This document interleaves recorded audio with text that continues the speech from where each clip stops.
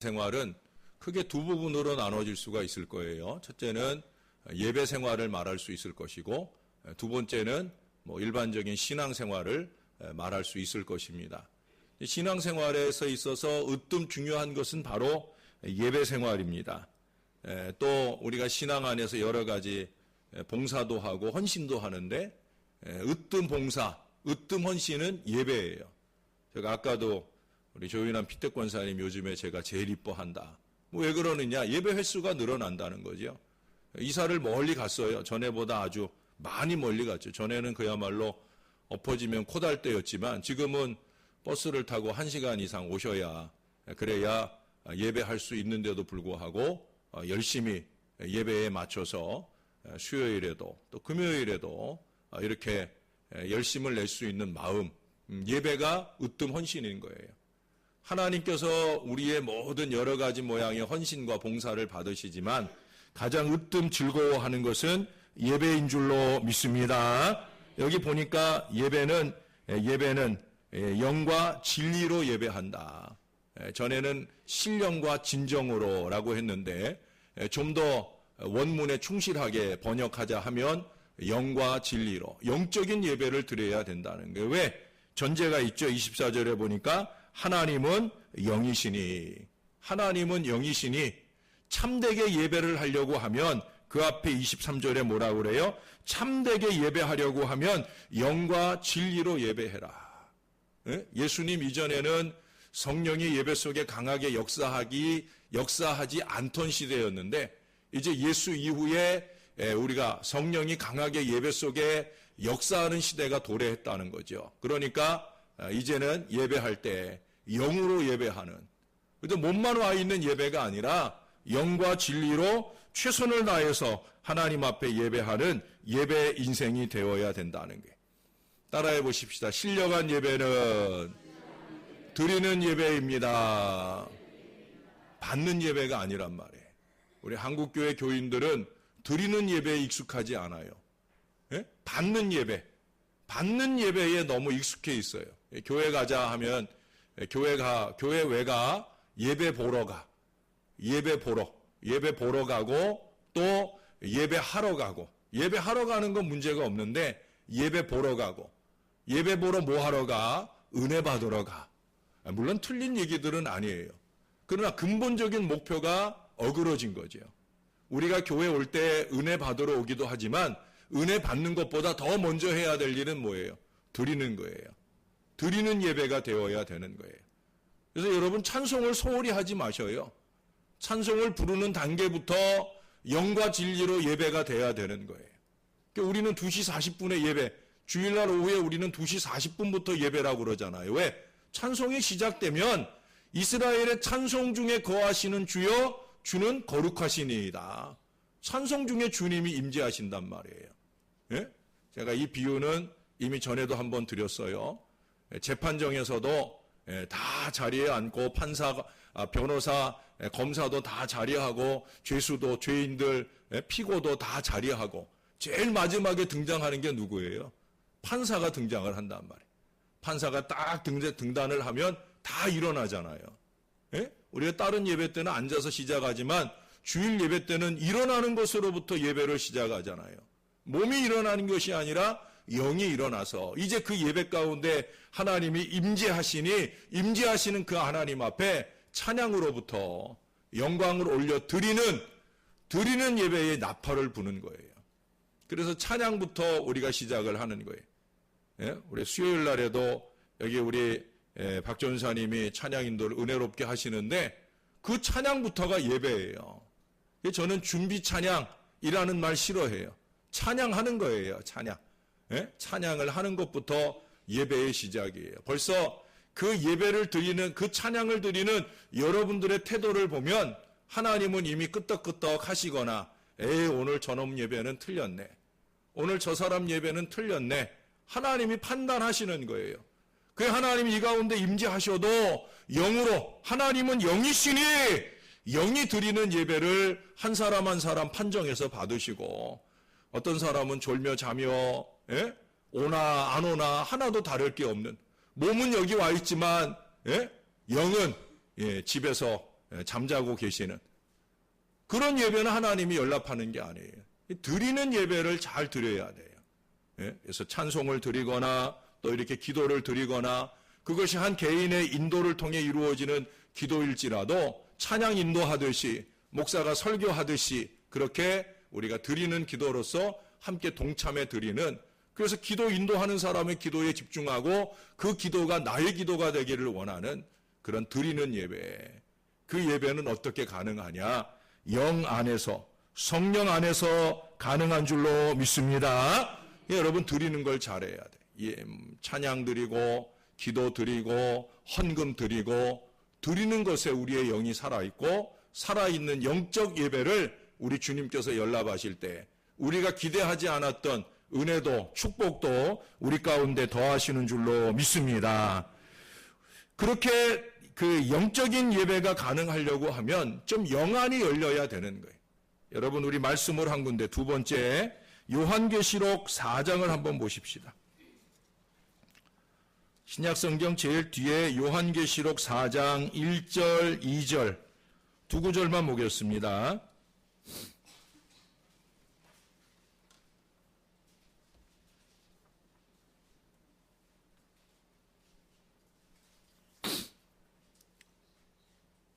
같이 한번 읽을까요? 시작. 2일 후에 내가 보니 하늘에 열린 문이 있는데 내가 들은 바 처음에 내게 말하던 나팔 소리 같은 그 음성이 이르되 이리로 올라오라. 이후에 마땅히 일어날 일들을 내가 네게 보이리라 하시더라. 내가 곧 성령에 감동되었더니 보라, 하늘에 보좌를 베풀었고 그 보좌 위에 앉으신 이가 있는데, 할렐루야. 여기 보니까 이 일 후에 내가 보니 하늘에 열린 문이 있는데, 하늘 문이 열렸다는 거예요. 세례 요한이, 사도 요한이 어떻게 이 열린 하늘을 바라보고 이 앞에도 이 뒤에도 그가 다른 사람들은 보지 못하는 신비한 미래에 대한 묵시적 예언의 말씀을 현실적으로 볼 수 있었느냐. 그것은 2절에 뭐라 그래요? 성령에 감동되었다. 할렐루야. 성령의 영안이 열렸다는 거예요. 성령의 귀가 열렸다는 거예요. 육신적으로 보고 육신적으로 듣는 것이 아니라 영적으로 보고 깨닫고 영적으로 듣고 깨닫는 이 신령함이 사도 요한에게 넘쳤다라고 하는 거예요. 우리가 성령 안에 거하면 영적으로 바라볼 수 있는 일들을 제대로 바라보게 되는 줄로 믿습니다. 여러분 예수 믿는 사람들이 사물을 바라볼 때, 사건을 바라볼 때, 사람을 바라볼 때 영적으로 이해할 수 있는 이 해안이 열려야 돼요. 어떤 사람은 영적인 것도 육적으로 봐요. 참 미치겠어요. 예? 이건 영적으로 충분히 이해할 만한 일도 육신적으로 보고 세속적으로 보고 더 나아가 마귀적으로 봐요.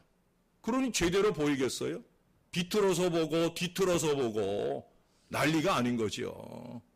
목사는 강단에서 영적인 말씀을 전하는데 앉아서 육신적으로 그 말씀을 말씀으로서 이해를 하는 것이 아니라, 말씀으로서 깨닫는 것이 아니라 그 말씀을 비틀어서 들으며 시험에 빠지는 어리석은 사람들을 많이 봅니다. 여러분 예수 믿는 사람은, 신령한 사람은, 성령이 충만한 사람은 육신적인 일 속에서도 영적인 깨달음을 받을 수 있는 사람이 되어야 될 줄로 믿습니다. 여러분 그런 묵상, 그런 관상 이런 것들이 생겨야 돼요. 관상이라고 그러니까 이 점장이들이 보는 관상으로 생각하시는데 그게 아니에요. 묵상의 더 깊은 단계가 관상이에요. 사물이나 사건이나 사람을 보면서 영적인 지혜를 깨달아가는 이 관상의 훈련들이 좀 잘 돼야 돼.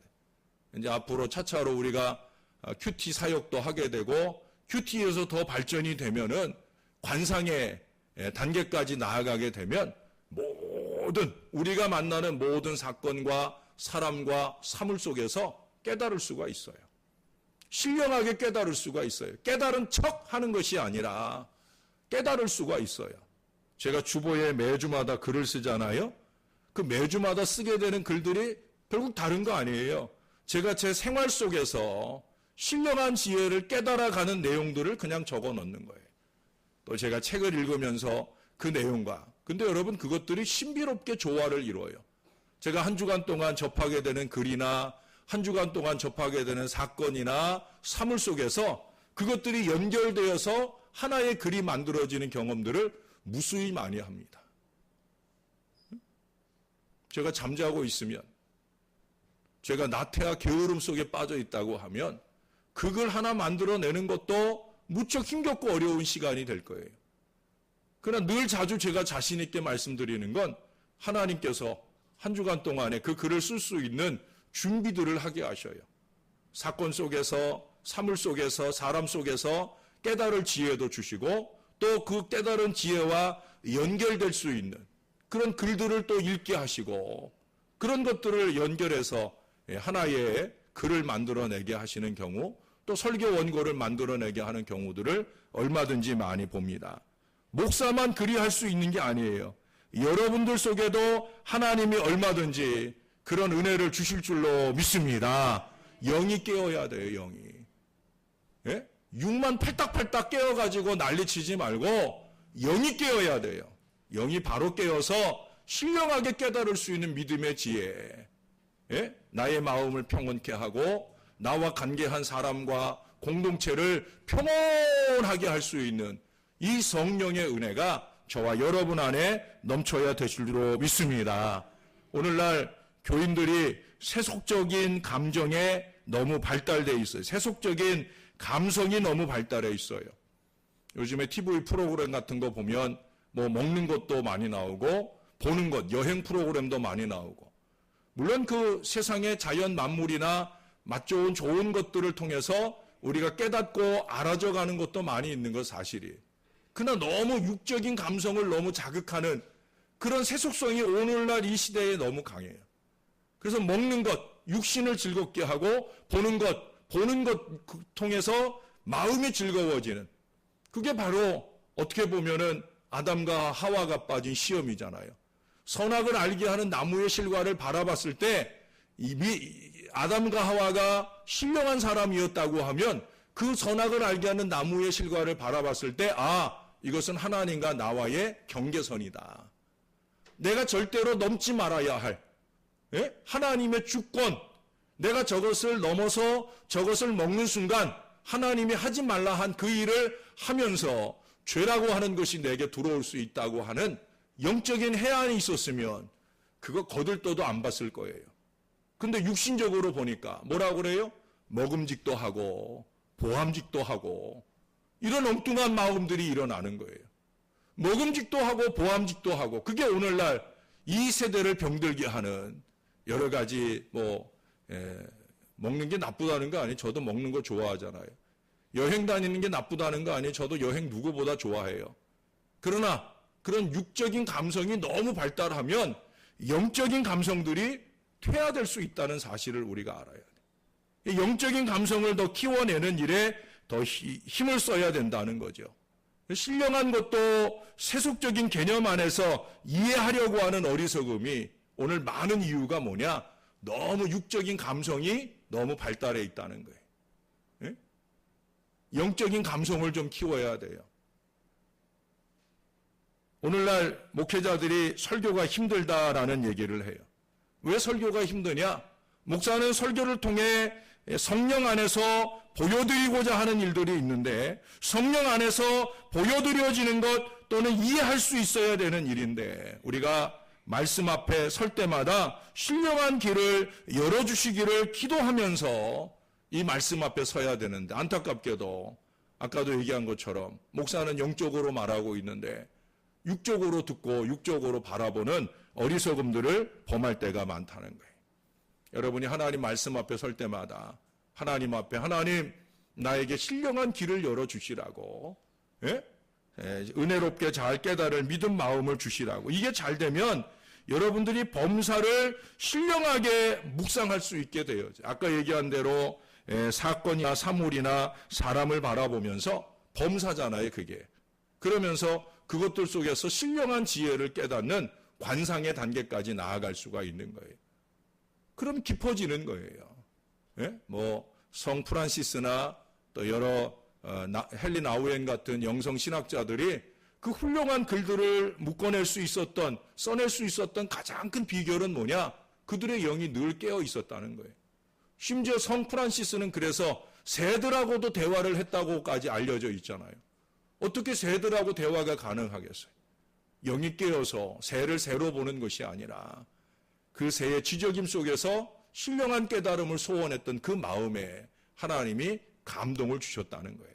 오늘 사도 요한도 그런 점에서 그가 성령의 감동을 받아 그 영이 깨이고 그가 우리가 볼 수 없는 세상을 보고 우리가 볼 수 없는 말씀의 깨달음이 있었다라고 하는 거예요.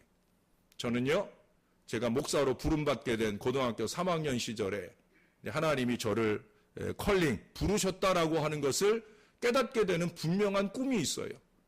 근데 제가 그 꿈을 꿀 때 그때 하나님이 보여주신 게 그거예요. 제가 한번 얘기했나요? 담임 목사님이 강단에서 담임 목사님이 성경 어디 몇 장 몇 절을 펴라고 하는데 저는 그래서 몇 장 몇 절 펴라고 해서 저는 그 말씀을 폈어요. 폈는데 제 주변에 있는 사람들은 그 성경이 없는 거예요. 주변에 있는 사람들은 목사님이 뭐래 그러면서 주변 사람들은 그 구절이 없는 거예요. 근데 목사님이 말씀하신 구절이 제 성경에 있고 목사님이 읽으실 때 저는 그 성경 말씀을 제 성경 속에서 읽고 있는데 같이 읽고 있는데 그런데 제 주변 사람들은 그 성경에 지금 읽고 있는 그 말씀이 없는 거예요.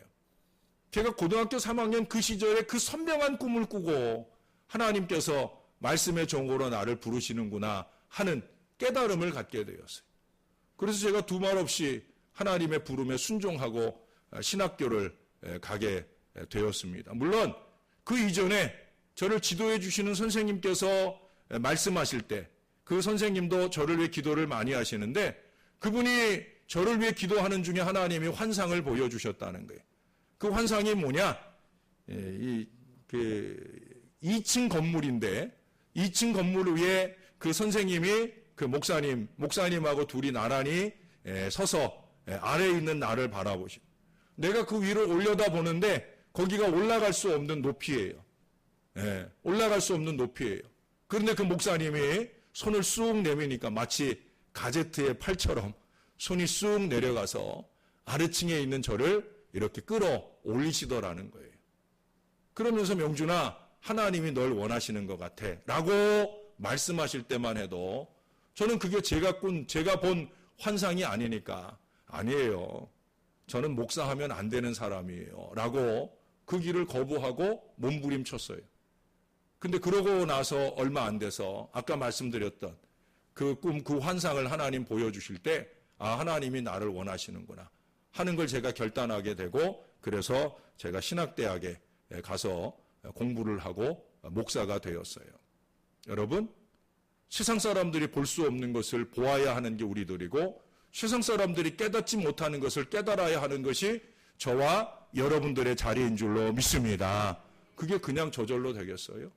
영이 깨어야지요. 영이 더 깊이 깨어나시고 신령한 영안으로 세상 사람들 보지 못하는 거, 교회에는 있지만 믿음이 없어서 볼 수 없는 것들을 잘 보고 깨달을 수 있는 신령한 믿음의 사람들 되시기를 주님의 이름으로 축원합니다. 세 번째부터 6번째까지 여기 여러 가지를 적고 있는데 결국 신앙생활이에요. 신앙생활은 어떻게 해야 되느냐? 자, 우리 사도행전 이 말씀도 우리 자주 찾아봤어요. 사도행전 20장을 보겠습니다. 사도행전 20장 22절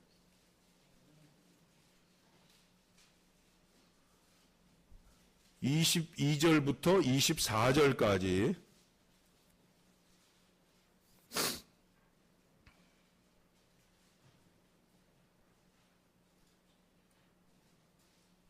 한 절씩 교도가지요. 24절은 같이 읽겠습니다. 보라, 이제 나는 성령에 매여 예루살렘으로 가는데 거기서 무슨 일을 당할는지 알지 못하노라.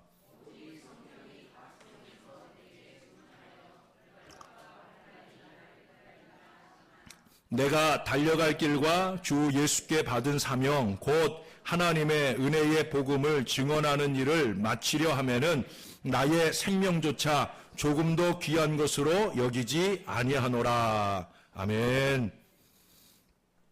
여기 3번부터 6번까지 강조하는 게 뭐냐면 따라해 보십시다. 영 안에, 영 안에, 영 안에 거한다는 거예요. 여기는 그걸 뭐라고 표현했냐면 성령의 매여라고 표현했어요. 옛날 개역 한글에는 심령의 매여 그랬는데 올바른 번역이 아니니까 그 심령이라고 하는 거는 이 개인 심령을 말한다고 생각할 수도 있잖아요. 그래서 어원적인 번역을 제대로 해놨어요. 그게 뭐냐? 바로 성령의 매여라고 하는 거예요. 성령의 매여라고 하는 말씀을 우리들에게 말씀해 주고 있습니다. 성령에 매여서 오늘 바울이 성령에 매여서 그의 앞길을 판단을 하고 결단을 합니다. 여기 성령께서 거기 23절에 보면 성령이 각성해서 내게 증언했다. 그러니까 성령 충만한 다른 사람들이 보여주는 거예요. 이게 뭐냐? 너 예루살렘에 가면 결박당하고 환난당해. 성령으로 그 미래를 보는 사람들이에요.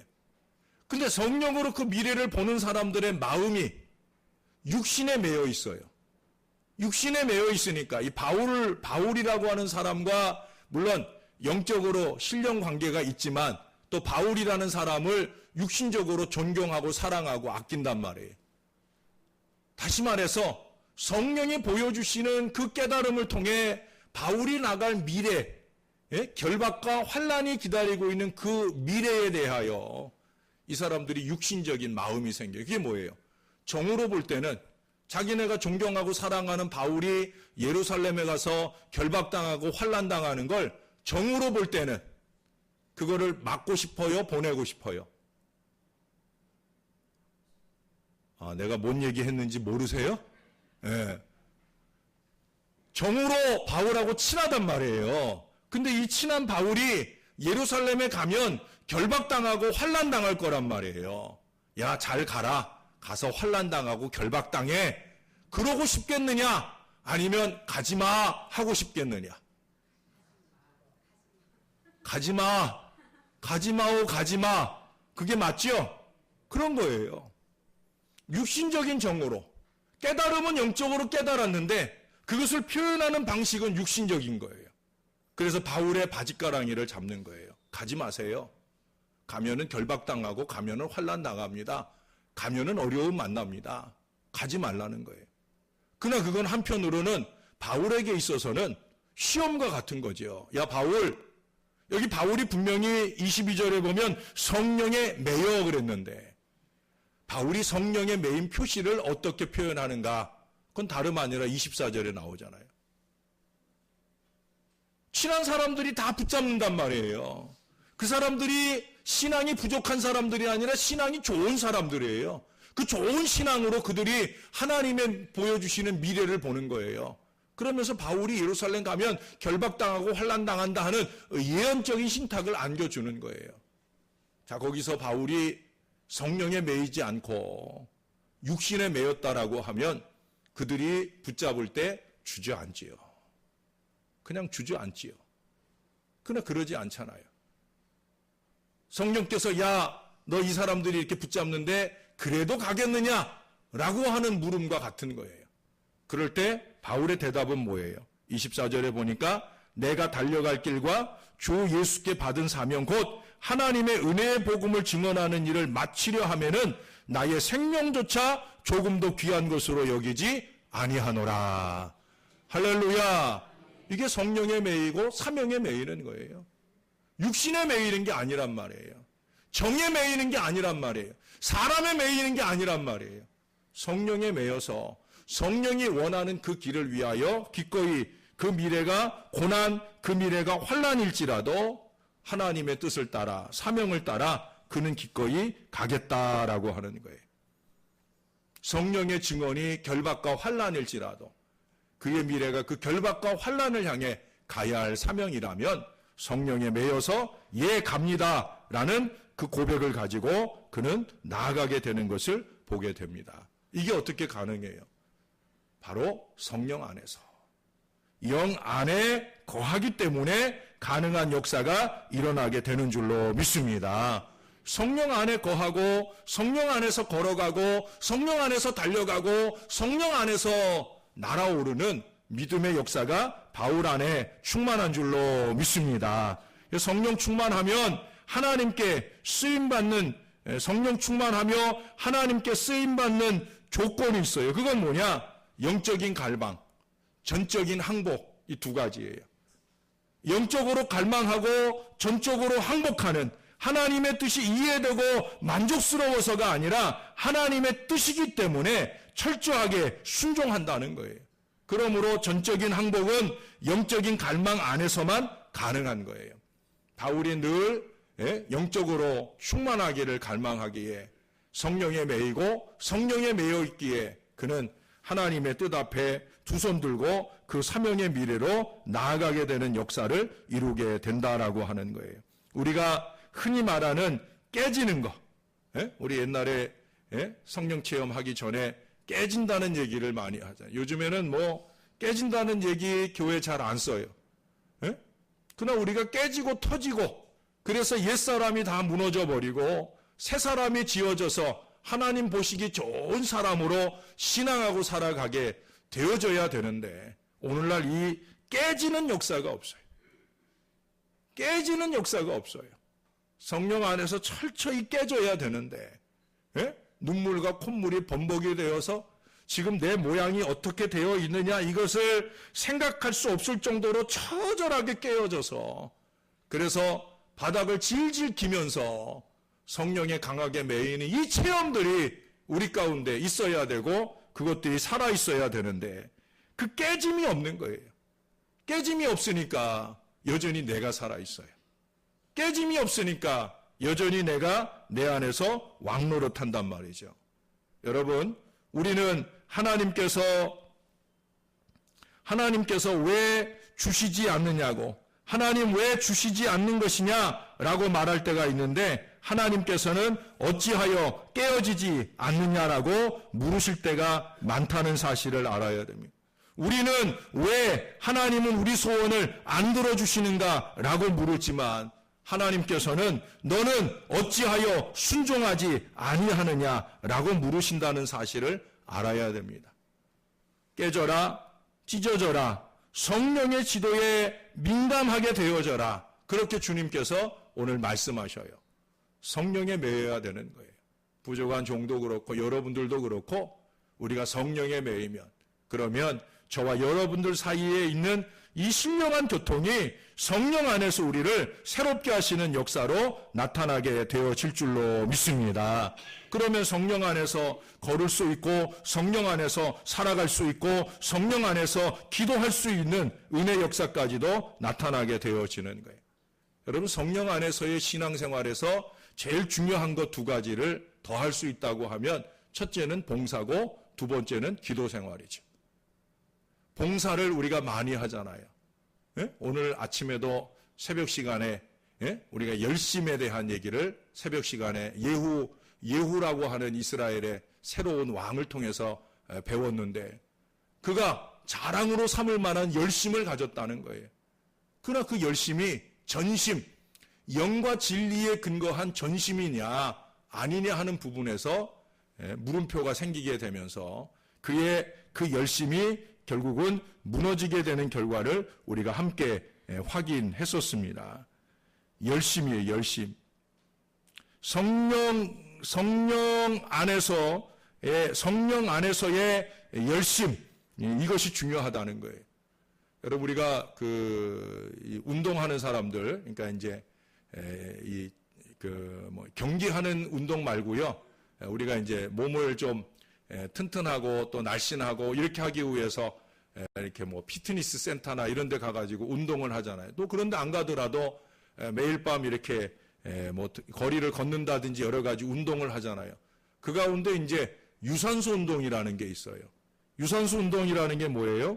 산소를 충분히 섭취하면서 하는 운동이 산소가 있다는 거죠. 유산소 운동. 그래서 걷기라든지 아니면 달리기라든지 아니면 에어로빅이라든지 수영, 자전거 등산 이런 것들이 유산소 운동이죠. 유산소 운동을 일정하게 많이 하면서 우리가 체력도 다지고 또 건강을 도모하기도 합니다. 영적으로도 유산소 운동이 있어요. 영적인 유산소 운동은 뭐냐? 성령 충만한 봉사예요. 그냥 봉사하는 거 말고 성령 충만한 봉사가 영적 유산소 운동이에요. 운동을 해도 유산소 운동이 아닌 운동을 하면 그것은 오히려 건강을 상하게 할 수가 있어요. 무리수가 될 수 있어요.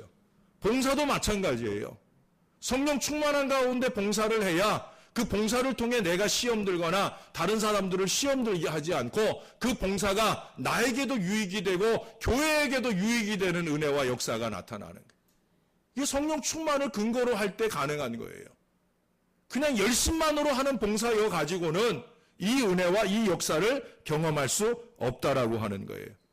버블리 라헤이라고 하는 분이 성령 충만한 여인이라고 하는 글에서 이런 얘기를 합니다. 이 여인은 부엌 일을 하면서 이렇게 기도한다는 거예요. 모든 냄비와 그릇과 부엌 물건들의 주님, 식사를 준비하고 설거지함으로써 성도가 되게 해 주옵소서. 당신께 드리는 봉사를 받으시옵소서. 당신께 이 일을 드립니다. 우리가 생각할 땐 좀 이해 안 되는 기도지요. 우리도 똑같이 늘 이런 주부로서의 기본적인 부엌 살림을 하잖아요. 근데 그 살림을 살면서 이 사람은 그 부엌 살림, 똑같은 부엌 살림, 가사 노동을 하고 있는데 그 가사 노동을 가사 노동으로 끝내고 있지 않다는 거예요. 그 일을 주관하시는 분이 주님이시고 자기는 그 일을 섬길 때 주님을 섬기는 마음으로 섬기고 있다라는 그 고백을 여기에 담아주는 거예요. 그는 덧붙여서 이런 기도까지 합니다. 단순한 부엌 일만이 아니라 그 일을 통해서 주님의 생각, 섬김, 봉사 이 일들을 경험하기를 원하는 마음을 하나님께 드리고 있다는 거예요. 걸레를 들면서 짜증내지 않고 먼지 쌓이고 더럽고 어지러운 곳을 깨끗하게 해주는 이 걸레와 같은 신령한 사람이 되게 해 주옵소서. 제가 가는 모든 곳이 깨끗해지는 역사를 이룰 수 있게 주옵소서라고 기도한다는 거예요. 아울러서 이 더러운 걸레처럼 나도 정결해질 수 있도록 이끌어 주시옵소서라고 기도한다는 거예요. 그러니까 그녀는 우리처럼 똑같이 걸레질하고 청소하는데 짜증과 분냄으로 그 일을 하는 것이 아니라 그 일 속에서 신령한 감동과 은혜를 누린다는 거예요. 아마 제가 볼 때는 월요일 날 교회에 와서 열심히 청소하시는 우리 믿음의 종들이 바로 이런 마음으로 하나님의 일을 하시는 줄로 믿습니다. 영성이 민감한 사람이 되어야 된다는 거예요. 똑같은 일을 하지만 그 일을 영적으로 이해하고 깨닫고 그 일 속에서 신령한 은혜를 체험해가는 사람이 있는가 하면 그 가운데서 갈등과 짜증이 일어나고 육신적인 반목이 일어나고 이것은 우리가 하나님 앞에 제대로 된 믿음의 봉사를 하는 게 아니라는 거예요. 성령 안에서 봉사해야 되는 거예요. 저나 여러분이 행하는 모든 일들이 그렇게 성령 안에서 행복한 사역들이 되기를 주님의 이름으로 축원합니다. 마지막 한 가지만 더 얘기하고 마칠게요. 그것은 바로 성령 안에서 하는 기도입니다. 성령 안에서 하는 기도. 요거는 우리가 말씀을 한 군데 찾아볼게요. 좀 전에도 사도행전 6장 말씀을 한번 봤어야 되는데 이 시간에는 에베소서 말씀입니다. 에베소서 6장 18절. 에베소서 6장 18절.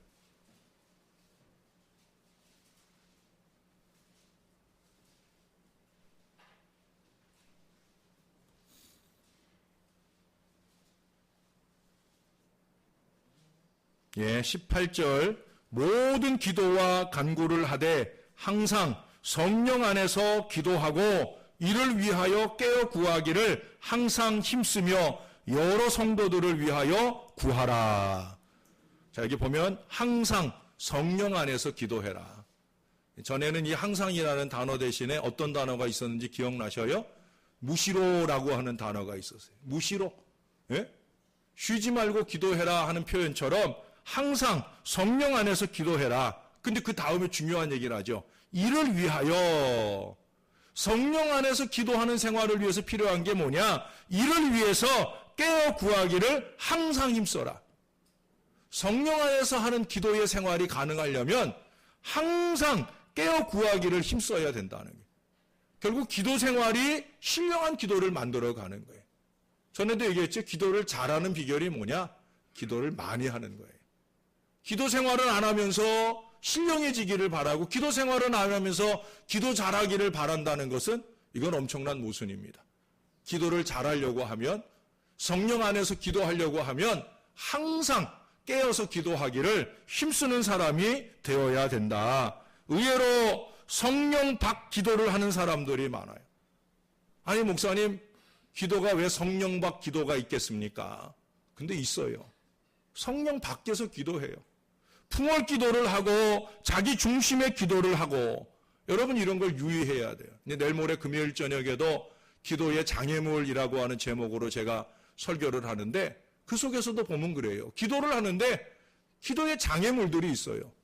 하나님 앞에 상달되지 못하게 하는 장애물들이 있고, 상달된 기도가 응답으로 오게 되어지는 데 있어서 장애물들이 있다는 거예요. 그 장애물들을 품고 하는 기도 생활은 성령 밖 기도 생활이에요. 성령 안에 기도해야 그 기도가 즉각적인 응답과 역사를 이룰 수 있는데, 안타깝게도 우리의 많은 기도가 성령 밖에서 하는 기도가 많이 있다라고 하는 거예요. 여러분, 우리가 컴퓨터에 보면은 컴퓨터에 프로그램이 있습니다. 이 하드웨어를 움직이게 하는 소프트웨어 프로그램이 있어서 그 프로그램에 의해서 이 컴퓨터가 움직여요. 근데 이 컴퓨터 안에 바이러스가 침투를 한단 말이죠. 바이러스가 침투를 하면 그 바이러스를 치료하고 또는 예방하기 위한 백신이 투여가 되잖아요. 우리 몸도 마찬가지예요. 우리 몸도. 이번에 아까도 광고 말씀드렸지만 말레이시아 선교여행 가는 분들이 예방접종을 했잖아요. 저도 우리 아내랑 같이 예방접종하러 갔는데, 저는 장티푸스 예방주사는 안 맞았어요. 거기 기록이 다 있더라고요. 제가 2014년 6월 달에 제가 가나에 갔었는데, 그때 가나 갈 때도 제가 말라리아 약도 먹고 또 장티푸스 예방접종을 했거든요. 근데 2014년 6월이니까 15년, 16년, 17년 6월까지 아직 3년이 안 된 거예요. 3년이 안 됐기 때문에 저는 장티푸스 예방접종을 또 하지 않아도 된다. 그래서 4천 몇백 원을 아꼈어요. 한 번 백신을 맞고 예방접종을 하면 그것이 제 안에서 항체가 형성이 되었기 때문에 3년 동안은 유효하다는 게, 아직 몇 개월 동안은 유효한 항체가 제 안에 있어서 저는 맞지 않아도 되는 거예요. 여러분, 성령 안에서의 이 예방 백신이라고 하는 것, 기도의 프로그램이라고 하는 것, 이런 것들이 우리 안에 맞아져야 되는 거예요. 우리가 건강하게 우리 안에 침투하는 악한 사단의 바이러스를 제거하고 건강하게 영적 생활을 유지하기 위한 최선이 뭐냐? 여기 뭐라고 그래요? 성령 안에서 기도하기 위해서 최선이 뭐냐? 깨어 기도하기를 힘써라. 항상 힘써라. 이 기도의 백신을 맞아야 된다는 거예요. 예방접종을 해야 된다는 거예요. 여러분 좀 예방접종하며 사세요. 과신하지 마시고, 내가 이 정도 기도 생활 안 해도 나는 충분해 라고 하는 어리석은 착각 속에 살지 말고, 목사도 늘 항상 기도에 힘쓰기에 성령 안에서 기도할 수 있는 사람이 되어져 가는 거고요. 여러분들도 마찬가지예요. 항상 깨어 기도에 힘쓰는 사람이 되어질 때 성령 밖에서 기도하는 인생이 아니라 성령 안에서 기도하는 능력 기도의 신앙 인생이 되어질 줄로 믿습니다. 저는 여러분들이 기왕에 기도 생활하는 거 능력 기도 생활을 했으면 좋겠어요. 늘 풍월만 읊고 응답도 없는 그런 쓸데없이 시간만 낭비하는 기도 생활 말고, 생활 속에서 기도가 늘 이어지고 그 기도가 성령 안에서의 기도가 되고 그 기도가 능력을 힘입고 하는 기도가 돼요. 그것이 나를 위한 것이든지 다른 사람들을 위한 것이든지 공동체를 위한 것이든지 그 안에 응답과 역사가 풍성한 믿음의 기도가 우리 안에 살아있기를 우리의 주님 예수님의 이름으로 간절히 축원합니다.